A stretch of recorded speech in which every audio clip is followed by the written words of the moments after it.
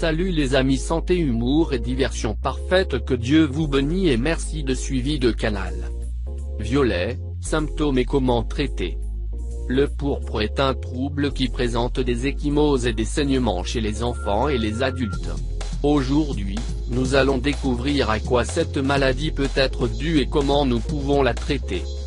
Le pourpre est un trouble également appelé purpura thrombocytopénique idiopathique ou thrombocytopénie immunitaire. Il s'agit d'un trouble hémorragique caractérisé par la destruction des plaquettes par le système immunitaire. Bien que cela affecte les adultes et les enfants, il est plus fréquent chez ces derniers. Ce trouble est viral et lorsqu'il touche les enfants, ils guérissent généralement de cette maladie sans problème majeur.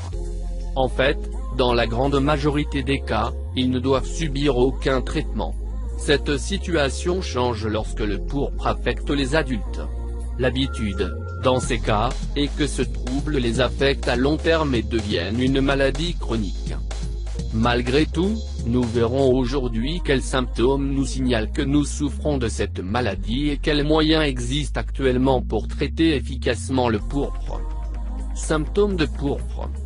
Cardinal violet. Des ecchymoses ou des hématomes fréquents peuvent indiquer un purpura.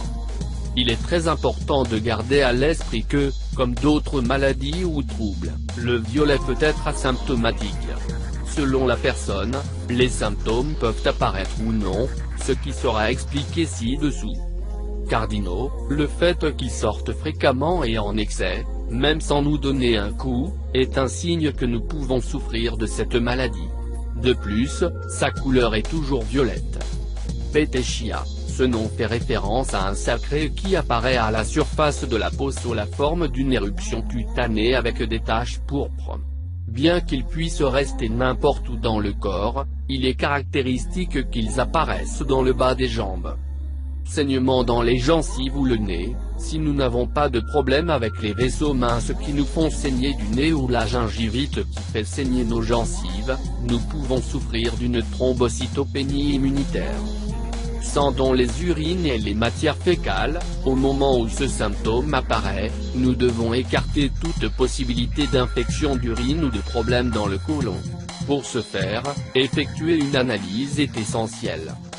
Flux menstruel dense. Bien que le flux puisse augmenter en densité à certains moments du cycle, si cela est excessif et que c'est la première fois que cela nous arrive, il ne suffit pas que nous passions chez le gynécologue.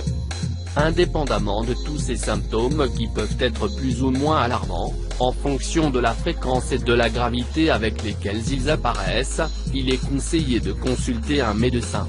Peut-être que même si nous pensons que ce saignement de gomme est dû à la plaque dentaire que nous avons sur nos dents, cela peut ne pas être vrai. Avant de supposer ce qui nous arrive, il est préférable de se mettre entre les mains du médecin et qu'il nous donne le diagnostic correct. Pourpre. En particulier chez l'adulte, un traitement sera nécessaire pour éviter les futures hémorragies. Comme nous l'avons déjà indiqué au début de cet article, les enfants ont rarement besoin d'un traitement. Ils feront uniquement l'objet d'un suivi dans lequel ils vérifieront comment les symptômes s'améliorent. En revanche, les adultes souffrant de purpura thrombopénique idiopathique devraient prendre certains médicaments pour augmenter le nombre de leurs plaquettes. Une splénectomie peut être utilisée dans les cas les plus graves. Les médicaments pouvant être administrés, ainsi que d'autres types de traitements pour améliorer le purpura dans le cas où il affecte un adulte et devient chronique, sont les suivants. Médicaments inhibant le système immunitaire, augmenteront le nombre de plaquettes. Une fois que cela aura atteint le nombre que le médecin jugera approprié, la dose de ces médicaments sera progressivement réduite. Injection d'immunoglobuline, utilisée chez les patients présentant des saignements très critiques. Ces injections augmentent le nombre de globules rouges. Transfusion de concentré plaquettaire. Il s'agit d'une mesure d'urgence en cas de saignement encore plus abondant que ceux évoqués au point précédent. Peut-être que vous êtes intéressé, tout ce que vous devez savoir sur le don de sang. Conclusion. Ce trouble n'est pas très courant, bien qu'il soit courant de le confondre avec d'autres types de maladies ou de maladies, comme nous l'avons indiqué précédemment. Bien que chez les enfants, ils disparaissent généralement sans traitement, il est également conseillé de consulter un médecin au moins soupçonné de souffrir de purpura. Un diagnostic et un suivi précoce peuvent empêcher l'aggravation des symptômes. Ceci est très important pour les adultes qui négligent souvent les symptômes associés à ce trouble. En conséquence, ils peuvent avoir des saignements abondants qui les obligent à se rendre immédiatement aux salles d'urgence, où la maladie est diagnostiquée. Avez-vous déjà reçu un diagnostic de pourpre? Quel traitement a été celui recommandé? Nous espérons qu'avant d'avertir certains des symptômes mentionnés, n'hésitez pas et consultez immédiatement un médecin, en supposant que ce ne soit pas une bonne option.